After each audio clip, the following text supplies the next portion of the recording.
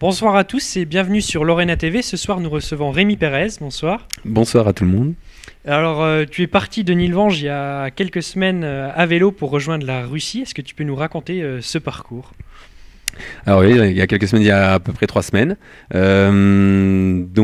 L'idée c'était de partir je suis parti de Nilvange de chez moi. J'ai rejoint mon travail, c'est Decathlon Hut, donc je suis vendeur cycle, forcément. Et le principe c'était, j'ai un ami qui vit à Saint-Pétersbourg. Il s'est pris une année pour vivre là-haut. Et comme beaucoup de fois dans mon histoire, quand il y a quelqu'un qui est loin ou quelque chose qui est loin, j'ai toujours cette question de me dire et si je le faisais à vélo, combien de temps ça pourrait me prendre? Donc ça m'a un petit peu travaillé il y a quelques temps, j'ai décidé de le faire, je me suis lancé donc il y a 3 semaines. Par contre, je travaille au Decathlon, donc j'ai des congés comme tout le monde, j'ai pas des mois et des mois, j'ai pu prendre 3 semaines d'affilée, c'était déjà bien pour les obtenir. Et 3 semaines, je veux pas y aller pour 3 heures moi sur Saint-Pétersbourg. Donc le principe c'était de faire le voyage le plus rapidement possible et de passer un peu de temps à Saint-Pétersbourg et de voir un petit peu toutes ces jolies choses qu'il y a à Saint-Pétersbourg. Et je me lance, c'était le mercredi matin, le 10 octobre. Et de Nilvange puis du Décathlon. De là, je pars, je traverse. Donc je pars de la France, direction l'Allemagne, puis ensuite la Pologne, puis ensuite la Lituanie. Enfin, j'arrive à la Lettonie et de là, j'atteins la frontière russe. J'en suis à 13 jours et 6 heures de vélo. J'ai mon visa qui expire bientôt. Donc à ce moment-là, les voyages, on a beau tout préparer, c'est toujours... Il y a de l'imprévu, il y a de l'aventure. Oui. Et il se passe beaucoup de choses. Et il y a même en réfléchissant à tout, il faut quand même trouver encore des solutions pendant le parcours. Et là, donc, quand je passe là, non, je vais jusqu'en Russie, j'atteins la frontière russe. Il reste 400 km, il me reste 4 jours de visa. Je décide de terminer avec les moyens que je trouve pour atteindre la ville, pour atteindre Saint-Pétersbourg. Il me reste encore 400 km. Et de là, donc, j'arrive quand même à Saint-Pétersbourg à passer 3 jours sur place. Et de là, donc, retour en avion de Saint-Pétersbourg-Paris.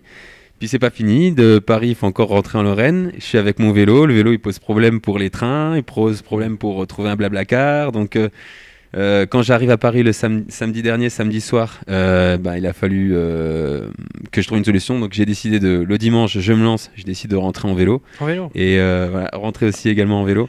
Bon, j'ai fait moitié-moitié, c'est-à-dire j'ai fait la moitié du parcours jusqu'au Châlons-Champagne, et il restait 150 km et plus qu'un jour avant de reprendre le boulot, donc j'ai demandé à mon papa qui vienne me récupérer sur Châlons-en-Champagne. Et de là, on est arrivé le lundi matin à 2h du matin, on est arrivé à Nilvange, enfin chez moi, et tout juste de quoi préparer mes affaires pour retourner au boulot dès le mardi matin. Wow, donc jusqu'au bout, ça s'est arrêté au moment où j'étais au travail. Où là j'ai fait ouf, ça y est, je suis au travail, je peux souffler. Voilà, donc c'est toujours plein de choses à penser et ça va tout le temps jusqu'au bout et c'est toujours beaucoup de surprises. Sur ces 2000 km, voilà, ces différents pays que tu as traversés, quelle anecdote à retenir, un moment que tu voudrais présenter aux internautes? C'est déjà une appréciation, c'est de se rendre compte à quel point l'Europe c'est le monde tout automobile, que le vélo on zigzague entre un peu aller sur les routes avec les voitures, un peu aller sur les trottoirs, sur les pistes cyclables. Après, il faut voir aussi l'état des pistes cyclables. Donc, j'ai vraiment senti cet aspect de le monde automobile qui envahit l'Europe, et de plus en plus. Plus les pays se développent, plus ça devient de plus en plus compliqué. Pour autant, ça reste toujours réalisable, mais il faut être assez prêt. Il ne faut pas juste se lancer en pensant qu'il n'y a que des pistes cyclables ou que des routes où ce sera facile d'être avec voiture et vélo. Donc, il reste encore beaucoup de choses à apprécier. Donc, ça, c'est déjà cette appréciation-là. Après, dans ce voyage, au-delà je trouve que c'était quand même une difficulté, c'est la traversée de l'Europe. Mais au-delà de cette difficulté, il y a quand même des choses qui qui arrivent en chemin, des bonnes, des plus compliquées, des rigolotes. Je prends l'exemple, un soir, je me mets dans un abri de bus, j'ai très peu de temps, donc quand je mange, je trouve un endroit où trouver de la nourriture. Je n'ai pas de réchaud, j'ai rien pour cuisiner. J'improvise où ce que je peux trouver et où je peux trouver. Et donc là, c'est une petite supérette, je prends de quoi grignoter et je m'installe dans un abribus quelques temps et une voiture passe, elle est interpellée, elle me pose quelques questions, ça l'amuse un petit peu. Du coup, il m'encourage et puis il s'en va. 10 minutes après, il revient avec un thermos plein de thé et il veut carrément m'offrir le thermos. Et c'était très touchant. Par contre, je voyage très léger. Je pars avec rien, donc c'est pour être le plus efficace, pour être le plus rapide possible. Donc ce merveilleux thermos plein de thé qui m'aurait réchauffé, je l'ai refusé, mais j'ai quand même précisé à la personne que ce qui compte le plus, c'est elle y a pensé. Oui, et ça c'est bon. Là, c'est donc une anecdote. Il y en a eu d'autres, mais rien que ça, ça reste et c'est comme ça que je le remercie. C'est que je lui ai dit, je peux pas prendre ton thermos. Par contre, cette anecdote-là, je la garde cette anecdote. Et qu'est-ce que tu souhaites montrer comme ça avec ces trajets? Est-ce que tout le monde peut y arriver? Alors, en gros, moi je connais énormément de personnes qui font du vélo. Le vélo, ça commence à prendre dans plus en plus de monde. Le vélo, c'est un sport qui est intéressant parce que physiquement, c'est un sport qui pousse très fort. On peut vraiment développer beaucoup de puissance, beaucoup de watts, mais toujours progressivement. Donc, toute catégorie d'âge, des plus jeunes.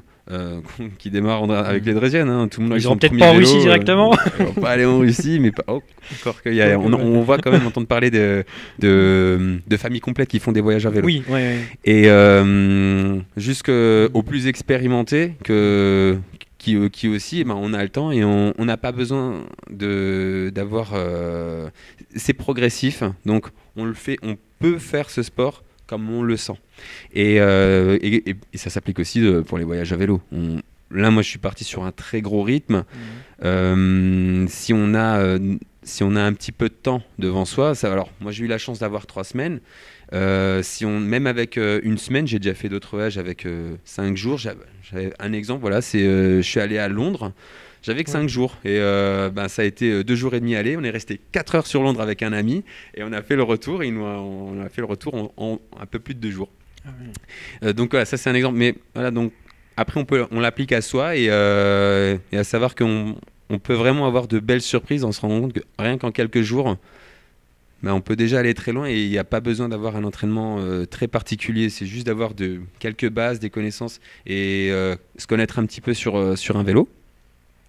Et de là, voilà, il y a vraiment plein de choses à y trouver. Et c'est là-dessus que j'aimerais attirer l'attention, c'est que on peut vraiment se laisser surprendre, rien qu'avec quelques jours, à ce qu'on est capable de faire pour vraiment beaucoup d'entre nous, simplement avec un vélo. Et si des personnes souhaitent te contacter, comment ils peuvent faire pour essayer aussi peut-être de faire des trajets en Europe, par exemple? Du coup, là, contrairement à mes autres voyages, parce que ça reste toujours des voyages personnels, j'ai toujours mon objectif. Celui-ci, je l'ai beaucoup véhiculé sur Internet. Et notamment avec le magasin le magasin Decathlon 8 qui donnait qui relatait un petit peu les faits. Et moi l'idée c'était que je touche pour attirer l'attention et que on sait que je suis à Nilvange. Comme je disais, je pense que tout le monde m'a déjà croisé sur mon vélo dans Nilvange, mais bon, c'est un vélo encore un de plus.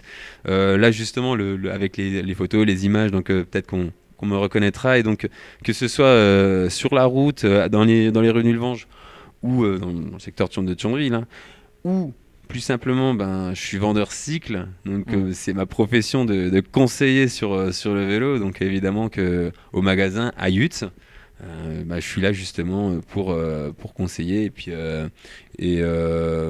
faire profiter justement surtout de mon expérience et souvent il y a des choses qu'on souhaite prendre et vraiment avoir le nécessaire et justement pas se tromper. Ce qui est nécessaire, l'avoir, et ce qui ne l'est pas, peut-être pas forcément le prendre. Là-dessus, je vais être assez complet pour répondre. Ouais.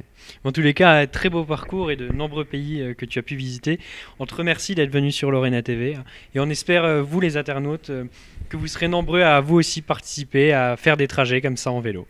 Merci. Merci beaucoup.